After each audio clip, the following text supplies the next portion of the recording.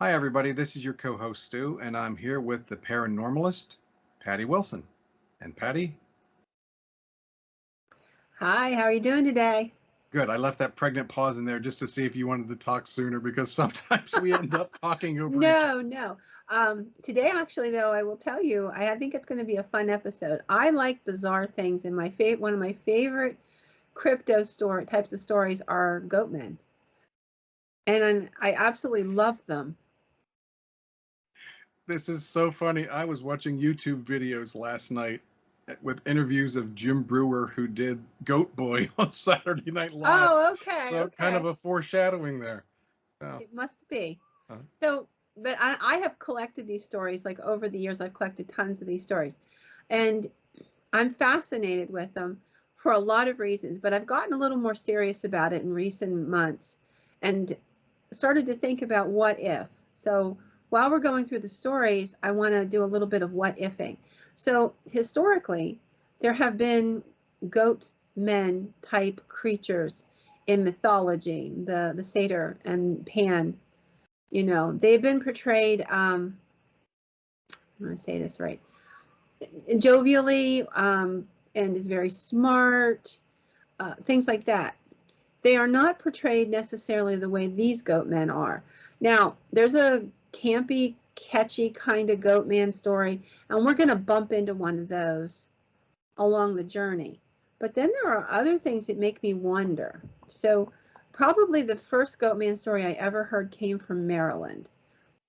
yeah. And Mhm. it's a really fascinating series of stories. So basically, in Maryland, in the 1950s, late 1950s, there started to be these stories about strange footsteps around some of the houses in the Prince George's County area, invasions, like something breaking into houses, property destruction, animals being mutilated, missing children, unexplained car accidents, where somebody kept saying that they hit this monster.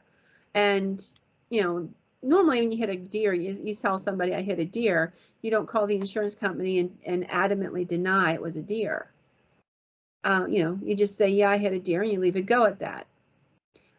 But all of this kind of comes to a head in August of 1957 when two witnesses claimed to have been attacked by a creature in the Fosterville area. The young couple were out in the evening, kind of parking and doing what young couples do when they're out on a lover's lane kind of area. And suddenly they're startled by a loud banging on the hood of the car. It's almost like the Hook story at first. And they look up to see this large, hairy, horned monster with a double bladed axe in its hand. And the creature is glaring at them, and then it turns and it starts into the woods. The kids are terrified. A few nights later, a man and his wife living not too far away from that area spot what they call a hairy wild man going through their trash. They actually hear something on there, like a screened-in porch, and they put their trash out there, and they hear something ripping through the garbage. They go out expecting maybe a raccoon or something like that, and encounter this goat man type figure that has torn the screen out of the door and had entered that way. And then he takes off out the way he came whenever they startle him. So this is kind of getting people fired up, and these stories make it to the local news and the newspaper. And a few nights later, members of the Upper Marlboro Fire Department and some of the local hunters get together, and they decide that they're going to look for what they call the abominable monster. And they call him that because that's what he's called in a newspaper article. And they hunt for a couple nights and they find nothing. But more sightings would come. There were a lot of stories. There was a woman who described a tall, ragged animal with human-like features, and looking like part of it was made of a goat. Teenagers began to talk about it. In the early 1970s, it suddenly started back again. It sort of dies out after the 1957 snap all summer. And then in the 1970s, it's back. This time, same area. It was April 1971 when the first sighting happened. It was a farmer down around a town area called Fletchertown, and he reported seeing a large man-like creature eating the remains of a pig. When he approached the scene, the creature ran off. In November of that year, a 16-year-old girl was looking out of her window when she saw a goat-like creature walking across the yard upright. And she said he was moving toward her dog, which was tied outside. She was frightened, so she retreats back to her bedroom and she calls for help. Two of the neighbors that she called came out with baseball bats. They chased chased the creature into the woods, and it made a very high-pitched squealing noise, is what they said. They returned to find the dog's head had been was laying on the ground, and the rest of the carcass was gone. Ooh. So this story becomes, because there's now a severed headed dog, becomes so popular that it makes the Washington Post. And the legend has, it goes on. This goes on through the next couple years. In 1973, there was a man driving around Route 32. He saw a huge beast with large glowing eyes, and he reported it being grayish brown and round-shouldered with reflective red eyes. It ran across the road in front of the car, and other people started seeing it. They made all kinds of, they called it Bigfoot sightings. It's just because it was humanoid. But there's going to be more sightings where you'll see the two of them kind of go together in some ways. Over the next decade, the Goatman attacks on cars and dogs and what have you pick up. In fact, by 1977, a NASA engineer who witnessed something, the Goatman creature, whatever it was, said that the thing had a dog in its arms and it threw it at him. On Interstate 495, several people claimed that there's an overpass on there, that the Goatman, that they saw it throwing dead dogs down on cars in the middle of the night. And now there is a more logical possible explanation, although the idea that this makes sense to me is iffy at best. So supposedly in the same area there was this old hermit who dressed in fur skins, and he walked the back roads of Prince George's County.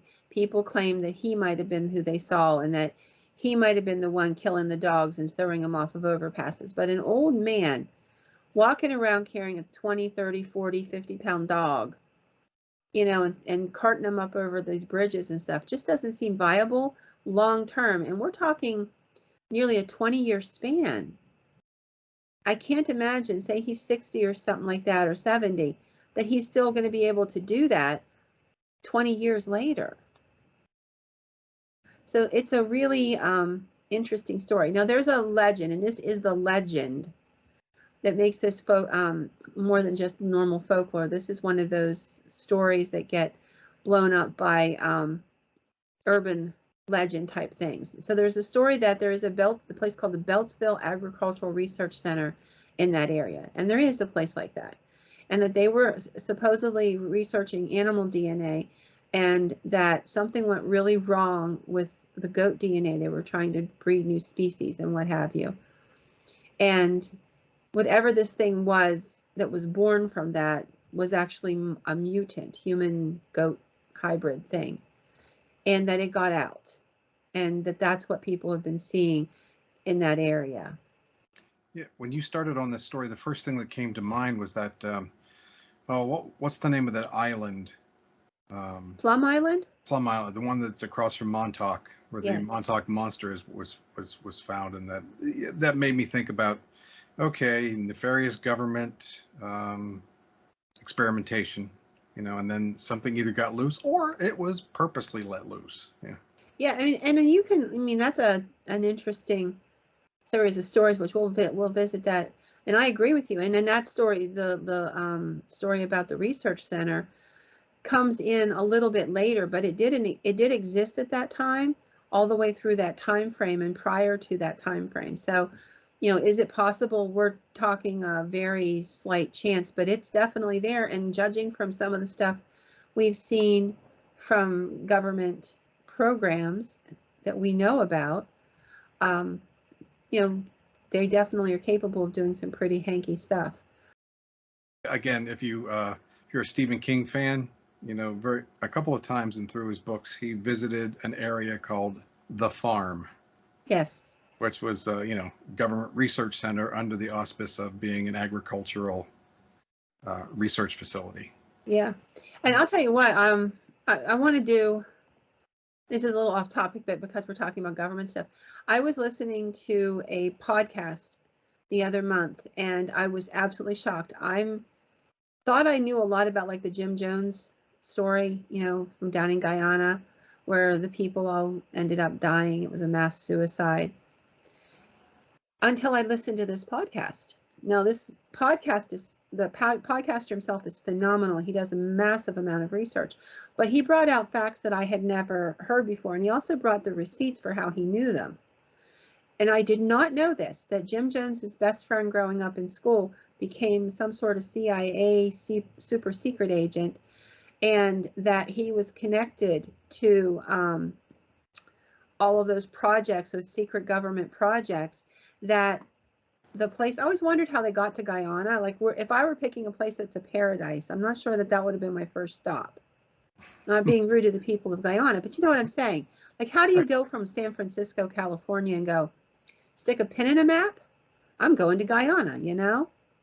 So the reason he went to Guyana is because his buddy who ran those projects, was working in those projects, actually was living in Guyana, and the place where Jonestown was built on an old CIA training camp. And then it gets even hankier after that. But I mean, I thought I knew. So like, just when you think that they can't do anything more creepy, scary, what have you, they can. And his argument is that, in this podcast, was that once they couldn't do the stuff in the hospitals and psych facilities like they had been doing throughout that project, that they moved on to social engineering using churches and cults and stuff like that. And of course, you can link them to at least 3 different cults that, you know, Manson, his therapist was actually a CIA operative. And, you know, Sirhan was in that psych hospital where on floor 7. And he always has claimed his entire life, he's getting to be an old man now, that he has no recollection whatsoever of anything that occurred that night. And he was used as one of the mind control subjects, and now Jim Jones. I think that's a topic I would prefer not to know about. But it's, but you know, government agencies, they definitely have no bounds, or they seem to have no bounds. Or they have no laws. Yeah. But to get back to the Goatman stories, no, that's okay. I mean, I could go on that with this for hours, but I wanted to share some of the cool Goatman stories. So there's a gentleman by the name of Josh Nano, and the next couple stories are his, and I wanted to give him credit because he's the one who researched them out. And the first one is in Georgia, in the Blue Hill Mountains area. So this is about an older gentleman who lived in the mountains up in an isolated area by himself. Now, he wasn't antisocial. His wife had passed away, and he was old and retired, and his kids grew up and moved out. So he was just alone. He was just a lonely old man. But he loved living in the old house, and it was where him and his wife had spent their time. And so he decided to stay there and pass his golden years in his old home. After his wife died, he started sitting outside a lot more at night and just kind of watching things go by. And on a lot of occasions, he would see something moving in the shadows around his cabin, his little house. And it got a lot worse than that. So eventually, what ended up happening was he actually saw this creature coming out of the shadows into his yard, and he would watch it, always after dusk. So it was after the sun's down. And he described it as half human and half goat, but not at all like the stories of Pan and the flute. It wasn't like just the bottom half was, you know, goat and the top half was human. It was more integrated than that. And he said that this creature was violent, that it attempted to take his life on multiple occasions, that he always carried a gun with him after this thing came. And he said, I think I was targeted because I was old and I was alone, and it thought I was an easy target. So it would try to attack me. And he said he never left his gun out of his hand when he was outside after this thing started to happen. That he actually built like booby traps around his property and stuff like that because he was so frightened. And it's just a fascinating story. He said that this thing was demonic looking. That was his word, not mine. And he describes it as horrific and vicious. But he said that he lived in the house for over 30 years. He only started seeing it after his wife died, and for the last 10 years prior to him leaving the house, which he eventually would do, he would up and leave because of all of this. He was angry about it because, he just didn't feel that it was fair that this thing had driven him out. But as he got older, he began to realize that it wasn't worth the risk. It's funny that you mentioned about demonic because, how many times have we seen images, both in Hollywood movies and otherwise of satanic rituals with goat-headed men? Yes, exactly. So the first thing, and yeah, I don't know what it is about me, but when I look at a goat and its eyes with those kind of rectangular pupils going the wrong way, yeah. They always look a little evil to me too. Well, I absolutely love goats as an animal. Mm-hmm. Like I grew up on a goat farm, and we actually raised goats as an adult and sold the goat milk for years when I was young. And I love them. They're wonderful, funny, witty, loyal, amazing animals. So I saw all the good sides to them as well.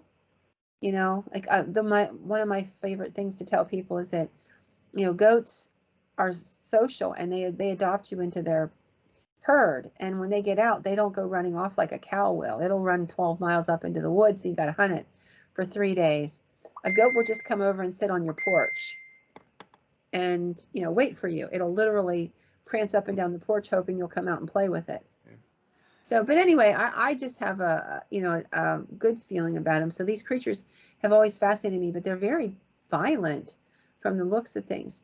The next place we're going to visit is Texarkana, which is right there on the border of Arkansas and Texas. And this story was one that this gentleman got about. He talked to a woman who had contacted him because she found out he was interested in this stuff. And she said that she was living with her husband and her kids, and that she had seen one on her property. And how she came by it is she heard this noise, and like around her dog had a kennel outside. It's a big Rottweiler. And now that takes some guts to go facing up against a Rottweiler. And she heard this thing going on, and then she heard the yelping, and then she heard nothing, and that made her scared. So she stepped outside and looked. She saw something over at the kennel, yelled for her husband. He stepped out with the gun and a spotlight. He shot at it, and the thing turned around and looked, and it was a goat man, and it was strangling the Rottweiler. And she said the thing that was terrifying is that her husband was 100% sure he put a bullet in his skull. It stopped, it staggered, and then it kept going. And she's like, I don't know what to tell you. We never saw it again after that, but it almost killed the dog. The dog was in really bad shape. This is in like 2012. We're not talking something that happened 30, 40, 50 years ago. And in the storyline, she talks about how nothing can withstand that kind of a rifle shell. It shouldn't have been able to get shot in the head and go. But I will tell you that to me, it makes perfect sense. People don't realize that goats' skulls are in some places 4 inches thick. Well, yeah, I mean, you do hear the stories of goats ramming things with their heads. So, yeah, sure. Well, and they really do, yeah. They would have to have a really thick skull in order for that to happen. And, and I know because, we've had to put down 6 stock and what have you over the years, and that would not be where you would shoot one, because the bullet won't kill it. It'll just injure it. So her story, even though to her it's terrifying, made a lot of sense to me, but she's adamant this thing was bipedal, half man, half goat, and trying to kill this dog. There's a lot of accounts of this type of creature going after livestock and going after people's pets. Just part of its food chain, I guess, right? Yeah, which also makes it interesting because goats themselves, well, goats are just, they're herbivores. They're grazers. They eat grass and tree branch, tender tree shoots, things like that. And in the wild, that's how they would be. So it's got to have picked up the human characteristic of being an omnivore. I mean, I've been around more than my share of goats over a lifetime, and they don't eat meat ever. So that this thing was after meat in some form makes it a very distinct and different creature. So we're off to Maine, and in Maine there was a police officer that was interviewed, and he talked about how when he was working up in rural Maine, one night he saw something standing up in a field next to the road. He kind of pulled the car over to observe what it was, make sure if it was a guy or was it a bear or what was it. And he said that the moon shifted out from behind the clouds and he got a really good look. It was a big full moon night. And it looked to be like a person in a Halloween costume at first, is what he thought it was, because it looked like a goat man. And he said, but the more he looked at it, the more he studied it, the more he realized this was way too realistic. And it was moving. You know how if you're in a costume, you look like you're moving in a costume? This thing didn't. And it got really disturbing. And then when it turned a little more in his direction, it had an old style battle axe type thing, like a short one. And he was so shocked by this that he was watching it thinking, am I going to have to get out of this car? This is a lethal weapon. What is this thing doing? And the thing finally turned and didn't seem to pay any attention to his car at all, and then just bolted and ran off into the woods. But he had a several-minute sighting. Yeah, all kinds of questions coming through my mind for something like that. So who made the axe? Where did it come from? Yeah. Exactly. I mean, did it just pick it up and say, "Hey, cool weapon," or did it actually make it itself? Which indicates some type of much higher intelligence. To be able to engineer tools and/or weapons. That's more than what your average goat would be able to do. I guarantee it. I mean, they're intelligent and creative. I don't know if you know this or not, but they train them in circuses. They're very smart and curious. I've seen them use their mouths to open doors. They'll figure out how to work a gate. They're escape artists extraordinaire. They're very smart animals. So, but I'm not smart enough to do what we're talking about. Exactly. Yeah. So the next one's actually going to go into Pennsylvania. And I found 3 or 4 stories from PA, and we'll talk about a couple of those. So this one is about a young man who is in his 30s. He's hiking in eastern Pennsylvania, and he starts to encounter a strange smell in a field. He says that it's like, how the air feels different before a thunderstorm? That electric feeling? Well, the pressure change. I know that's what I noticed. And he said that's what he was feeling. Like it was a beautiful, bright, sunny day, but all of a sudden he walked into a spot where it smelled like ozone, and it had that pressured feeling. And it suddenly was hot, moist, and humid in that one little spot. So he's kind of like looking around trying to figure it out. It's like late March, so it's definitely should not be that type of weather. We're talking late March, and even in eastern Pennsylvania would be cool and damp as a general rule. So he's kind of watching it, and he said then he felt like the only way he could describe it is like electricity moving around him. This scared him, and he said my hair stood up on my head and all of the little hairs on my arms. And it scared him so bad that he decided to turn around and just start heading out of the woods because he didn't know what he'd gotten into. So he begins to, go back down the trail, and he's walking along rather rapidly. He hears this sound. He calls it a bleating or a screaming, really loud, like much louder than you would ever hear from an animal. And he starts to think, I don't remember there being any farms out this way or any houses. Where the heck is this sound coming from? And that's when he starts to hear the crunching in the brush off to his side. And he's standing there frozen in the woods, watching this thing and the brush coming, and he's looking for a place to hide, but there's really no place to hide. So he kind of just backs up against a tree and he's watching, and his thing goes tromping right on through. He describes it as 9 feet tall, very physically fit. And he says, this is a quote, he said, it was towering, and to me it resembled a minotaur more than a goat man, but it had the same gruesome demonic look to it. So did he experience a portal that thing just came through? Good question, isn't it? Yeah. And here's another interesting thing. He said it had an axe in its hand and was moving at a good pace. Appeared to be on a mission to go somewhere. He has since scouted the area. There are no houses out that way. There are no people. It's a very remote area, and he doesn't know what he saw. But he doesn't say the words portal, but he definitely describes something that we see in some portal stories. So we're going to go on to South Carolina.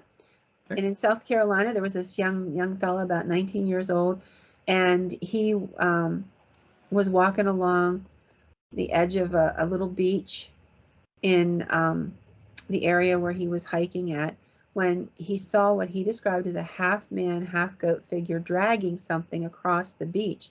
And he stepped back into the shadows. He was terrified by what he saw. And as soon as this thing disappeared down the beach farther and he couldn't see him anymore, he bolted and started running. He accosted somebody he found on the trail, screaming, "I need your phone, I need to call 911, because the goat figure was dragging a dead man.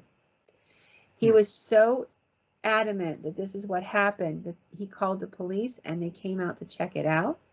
They claim they found nothing, no footsteps, no drag marks, no anything. But they also say that this kid was more scared than they'd ever seen anybody. He was adamant this is what he saw. So did somebody or something clean up the tracks? Or did he see into not his reality to see something happen? Yeah, it's a good question, isn't it? Mm-hmm. What happened? How did that work that way? Are they harvesting humans and animals, livestock, whatever they can get their hands on? Yeah, not all. I mean, I'm absolutely 100% certain there are higher intelligences in the universe. Yes.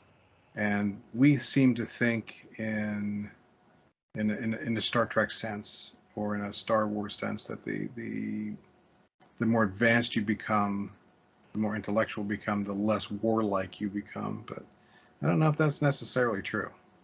See, I agree with you very much. Predator being one of the movie Predator, being an interesting idea of that. Now, the interesting thing about that is loosely based on a true story, and there are sightings of that type of creature. In one of the 411 books, David Paulides tells a story about I believe he's a physicist who is very well known, and his wife does bow hunting on their property. She's out in the woods, she's in the blind, she's watching for a deer to go by, and she's looking and she sees this thing, and she grabs her cell phone and she pulls it up and tries to record it, and she describes it as looking a lot like the predator creature. But here's the interesting part: she saw it right before she ever saw the movie. So like, she gets back home, she's terrified, she breaks and runs when this thing disappears, gets to the house, she's telling her husband all about it. She's not a TV person. He's like, wait a second. He has the copy of the movie in his den where he watched it. So he goes and he gets the movie and he runs it forward to the part where this creature is, and he shows it to her, and she's like, oh my God, that's exactly what it looked like. So she saw it without the cloaking. Yes, and then she saw it looking see-through, and then it just It was like a shadow of a shadow, just the faintest warping of what was there. And so she could watch it with that faint warping. And she was absolutely petrified with fear. Yeah, as much as I say I would like to experience paranormal things, I'm talking ghosts. Yeah, That's there's a lot of things in paranormal. Yeah, that's what I want to experience here. Yeah. This type of thing, no, that's I would definitely put that in the category of otherworldly. And ghosts don't fall in the category of otherworldly. Not in my mind. You know, they're humans. Yes, I agree. Very much so. So there's a monster in Kentucky called the Pope Lick Monster, and it kind of haunts, if you will, an old trestle, train trestle in Jefferson County, down near Louisville. And the stories go all the way back to the 1950s about this creature. It's been spotted along the trestle or up on the hills above it. It'll throw rocks at people. It'll attack young couples, and has mutilated livestock on the different farms in the area. It's supposedly responsible for the deaths of some animals. There were a couple teenagers who committed suicide by jumping off of a 100-foot trestle. And the belief is that they did so to avoid this creature. Like, there were people there that were saying they could see it. Now, here's the interesting part about this story, sad as it is, and it is sad, is that the people who saw it saw nothing else, but they could see the fear and the reaction of the two people who committed suicide by jumping. And they were telling them what they were seeing. You know, get away from us, back away, please stop, don't come near. No, and it pushed them out towards the edge of the trestle. But the people who were watching couldn't see anything except the extreme fear of their friends. Yeah, trying to think of a way to explain that, but that defies explanation, or at least what comes to mind like right now. Yeah, it really does. In 1969, there was a gentleman by the name of John Rickard. He and his family, a couple other couples, were living out around Lake Worth, Texas, when they saw a goat man, and it came kind of rushing out of the trees near the one person's home. It had horns.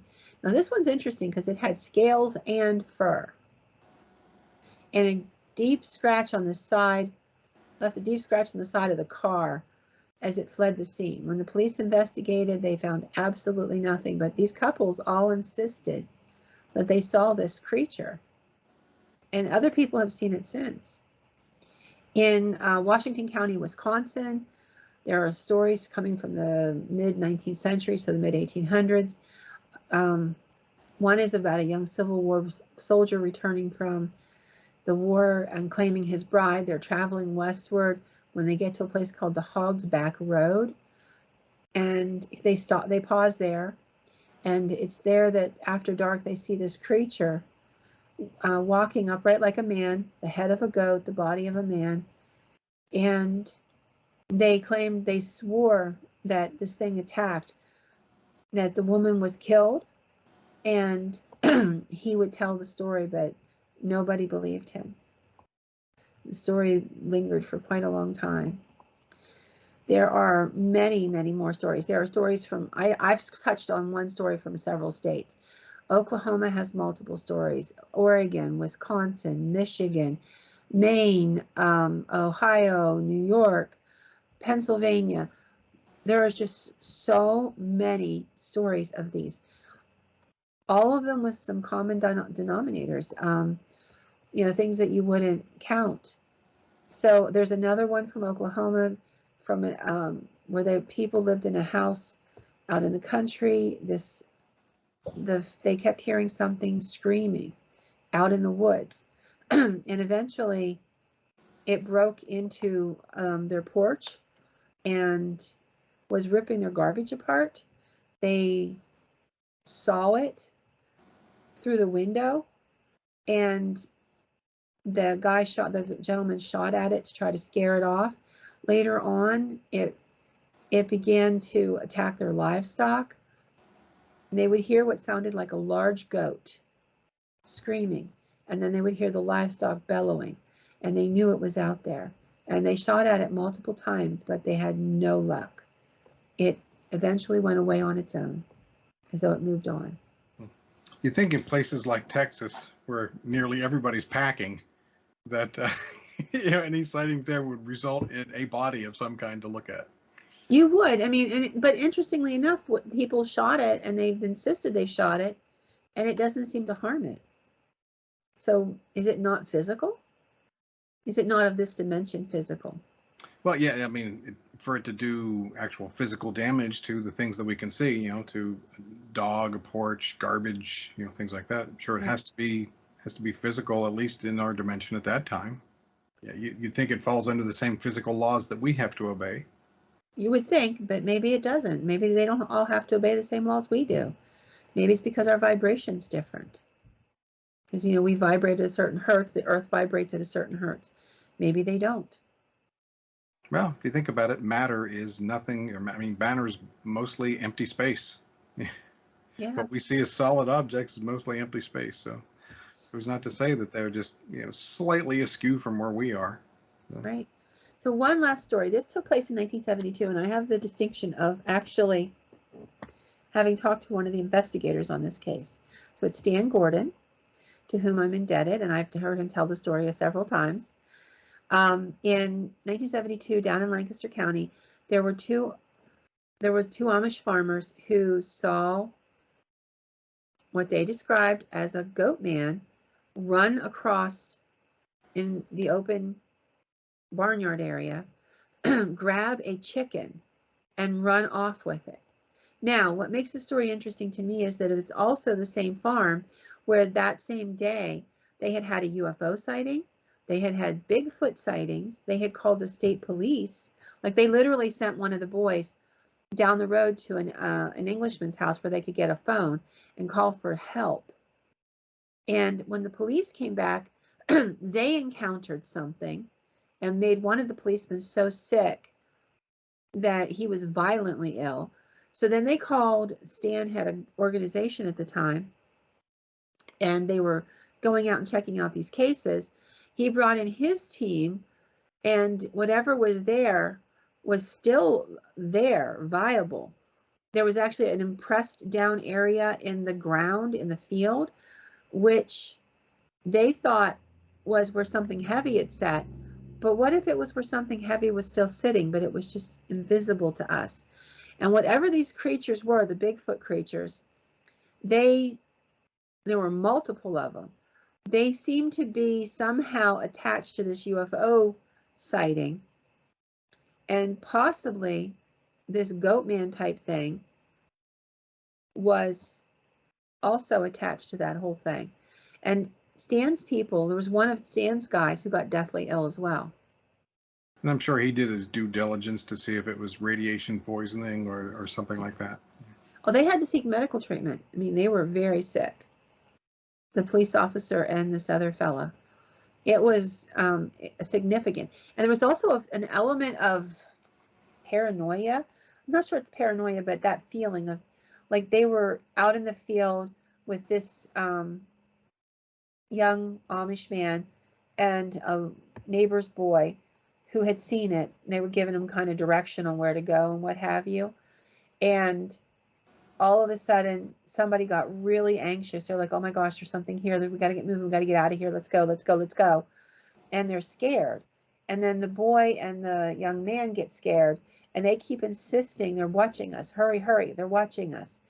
And as they start down through the field, that depressed area undepresses itself, shimmers kind of, and then they are assuming it was a craft. It was a circular shaped area, and they saw the shadow of something circular shaped going upward, and then it was gone, and the events ended. And that was when again? I believe 1972, no, 73. In Pennsylvania, there was a huge streak of UFO and Bigfoot sightings in the 72 and 73 all across the state. But this is one of the better sightings because you have multiple witnesses. You have the two Amish gentlemen, you have the younger son, you have two teenage neighbors, you have two state police officers, and then I think there's 3 or 4 of Stan's guys. But no physical evidence to back it up. There's never any. But like I said, that interesting depressed area that they thought was something had sat there that was heavy, Right. and they were postulating it was where the UFO had touched down and dropped off these creatures. And apparently it wasn't. It was actually there, but cloaked somehow. Because livestock wouldn't go anywhere near that area. They couldn't drive anything, like you couldn't drive a cow to go across it. It would go around it.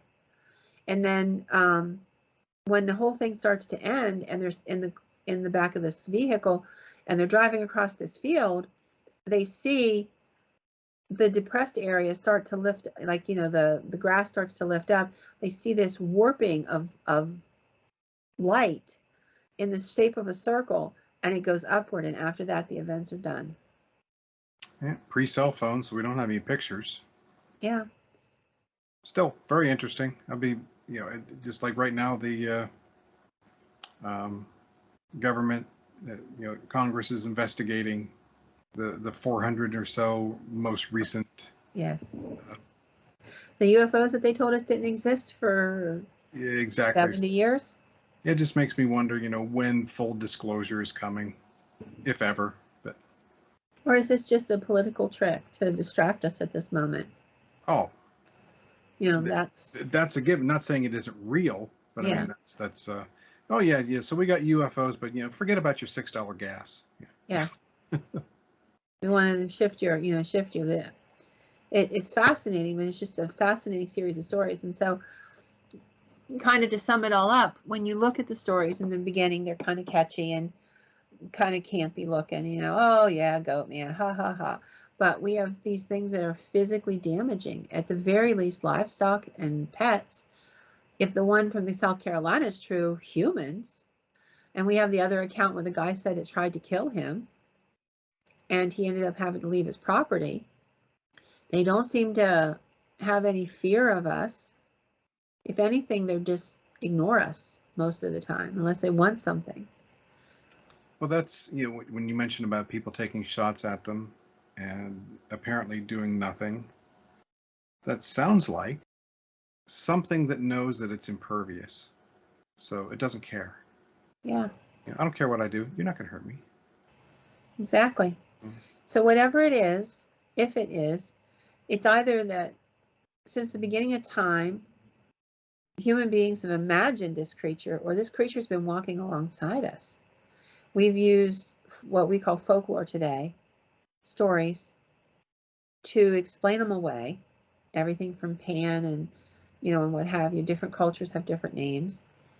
And then we decided we were just going to say they were not real, and annex them out into fiction, because we can't explain them, and they're not prevalent enough to be something you can't afford to ignore as a general rule.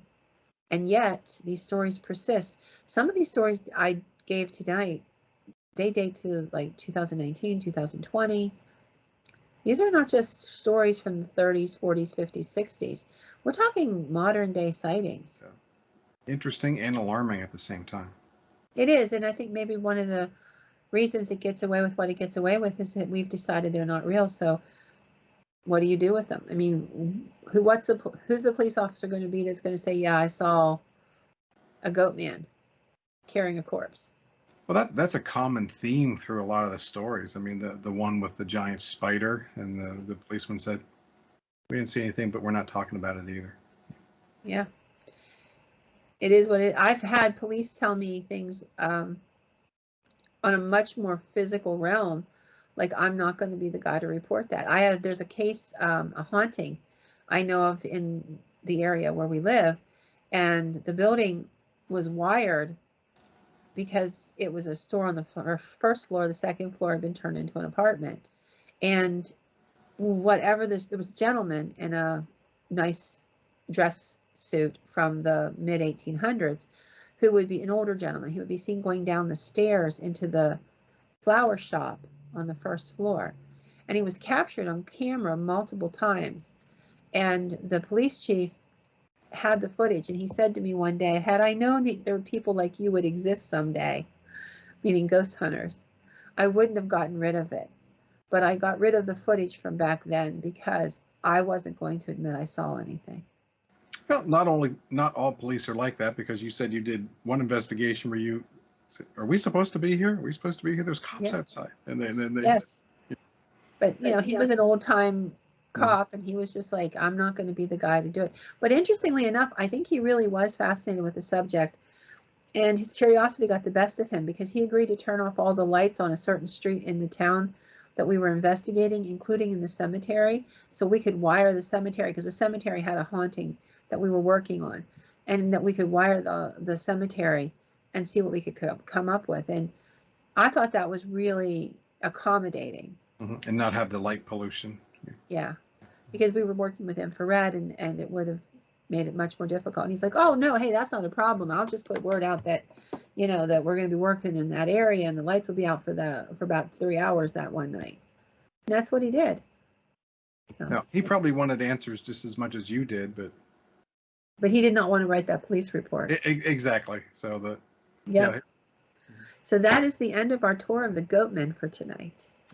And I gotta say that pretty terrifying for the most part. Much more so than you would think. When people say, I'm going to tell you a Goatman story, people go, yeah, right, go ahead, haha. And now, you know, we're talking about a creature that's got weapons, that is a hunter and willing to kill.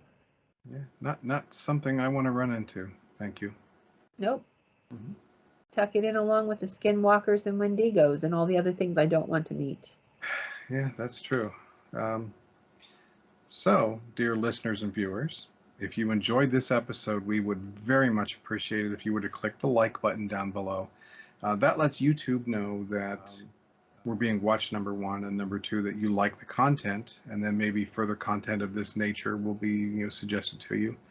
If you really like our group, we'd appreciate it if you click the subscribe button and click the bell to be notified when we release new content. The Facebook page, which has again been just growing fantastically, and that's the Paranormalist Podcast under Facebook. Our YouTube channel is also the Paranormalist Podcast, and we have an email address, paranormalist@theparanormalistpodcast.com. And in case you don't want to type that in, under all of our formats, whether it be audio, video, whatever, there'll be a link down below that you can click on and at least copy and paste and get that into your email client. And tell us your stories, tell us your feedback, tell us what you would like us to examine in the future. We'd really like to hear from you. Yes, we would. There's so much in the paranormal world. Let us know where you want to go next. So I wish you a good evening, and I'll talk to you later, Stu. Well, thank you, Patty. Good night, everybody. Good night. Bye-bye.